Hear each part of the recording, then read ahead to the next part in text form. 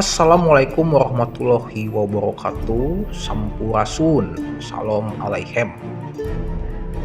Kalau kita mendengar nama Jayabaya atau lengkapnya Sri Aji Joyoboyo, pasti yang paling teringat di telinga kita adalah ramalan-ramalan yang masih dipercaya masyarakat saat ini. Sering juga disebut sebagai Jangka Jayabaya. Meskipun ramalan ini dipercaya bukan langsung ditulis oleh Jayabaya, melainkan karya Sunan Giri Prapan dan Pangeran Wijil yang pertama. Namun dipercaya juga bahwa ini benar-benar ramalan langsung dari Jayabaya. Tercatat di dalam kitab Musarar. Sunan Giri Prapan sendiri adalah penguasa Giri Kedaton yang beragama Islam. Sedangkan Pangeran Wijil I adalah keturunan langsung Sunan Kalijaga yang tentu menganut ajaran Islam. Jadi intinya ramalan-ramalan Jayabaya dulu diingat dahulu dan dipelihara melalui tradisi oral atau ucapan dari orang tua kepada anak-anaknya.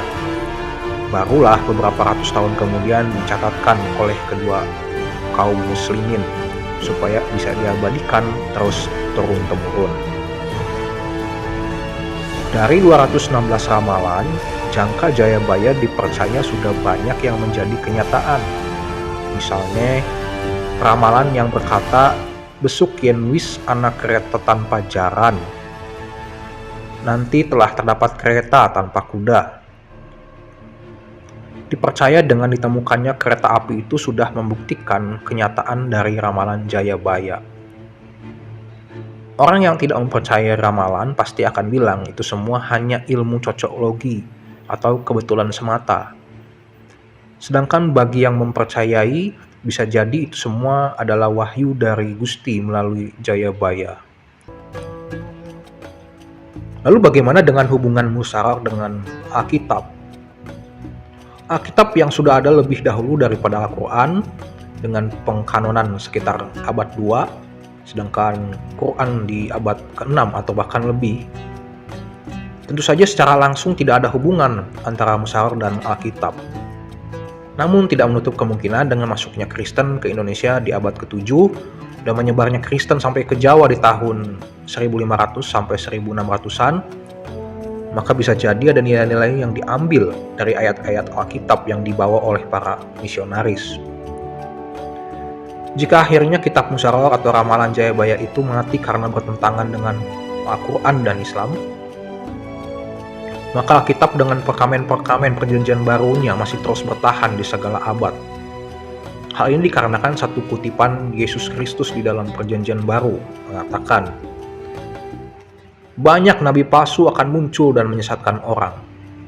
Dan Injil kerajaan ini akan diberitakan di seluruh dunia, menjadi kesaksian bagi semua bangsa, sesudah itu barulah tiba kesudahannya. Nubuatan ini ternyata dapat dikatakan berhasil dan tidak terpatahkan. Jika nabi-nabi palsu yang akan muncul itu dimaksudkan kepada kepercayaan atau agama yang muncul setelah Kristen, maka otomatis Alkitab dalam tanda kutip mematikan ramalan kitab-kitab lain yang muncul setelahnya. Dan jika Injil kerajaan yang dimaksud adalah Injil Yesus Kristus, maka bahkan dalam Al-Quran pun mengakui bahwa Injil itu memang ada dan dibawa oleh Isa Al-Masih alias Yesus Kristus dalam bahasa Arab. Sehingga sekarang hanya Alkitab yang dapat terus bertahan. Sobat Carung pun, Alkitab Kristen dikatakan adalah firman Tuhan.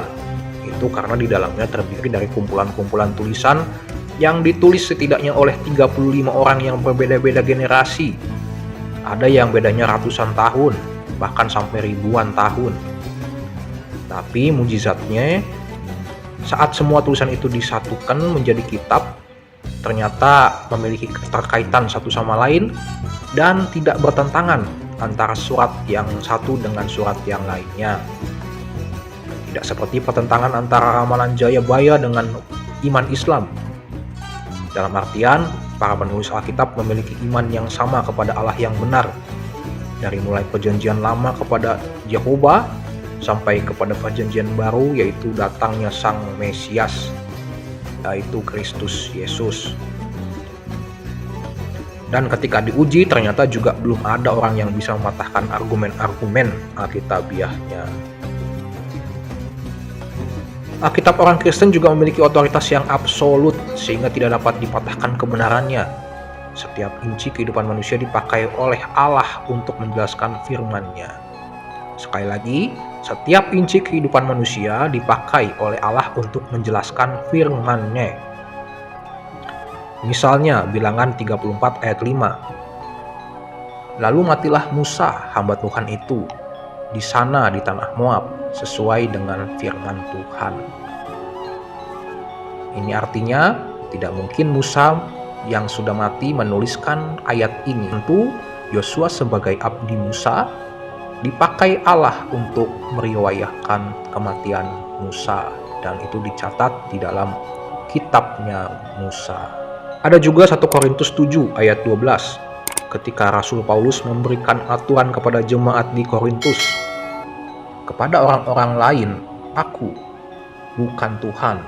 Katakan, kalau ada seorang saudara beristrikan seorang yang tidak beriman, dan perempuan itu tidak mau hidup bersama-sama dengan dia, janganlah saudara itu menceraikan dia. Perhatikan kata, aku, bukan Tuhan.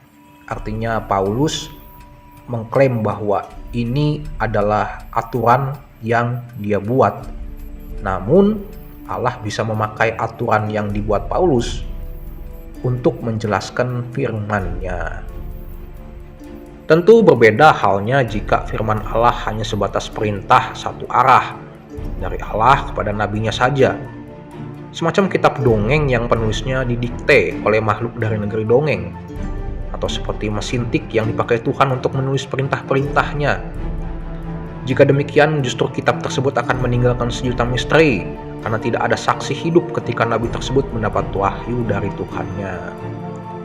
Juga tidak ada instrumen sebagai saksi bisu yang digunakan ketika nabi tersebut mendapat wahyu.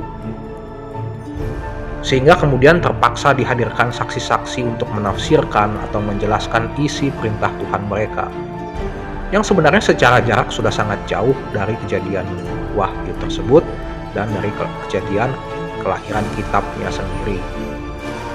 Inilah yang akhirnya membuat beberapa perintah Tuhan mereka sudah tidak dapat lagi dijalankan di zaman sekarang. Sebagai sobat pintar, sobat sarumpun, satu rumpun Adam dan Hawa, kita harus mampu mempelajari manakah kitab yang paling relevan dengan masa kini, dan manakah kitab yang terus bertahan hingga masa kini, agar kita tidak beriman dengan membabi buta, tapi dengan cerdas. Gusti memberkati.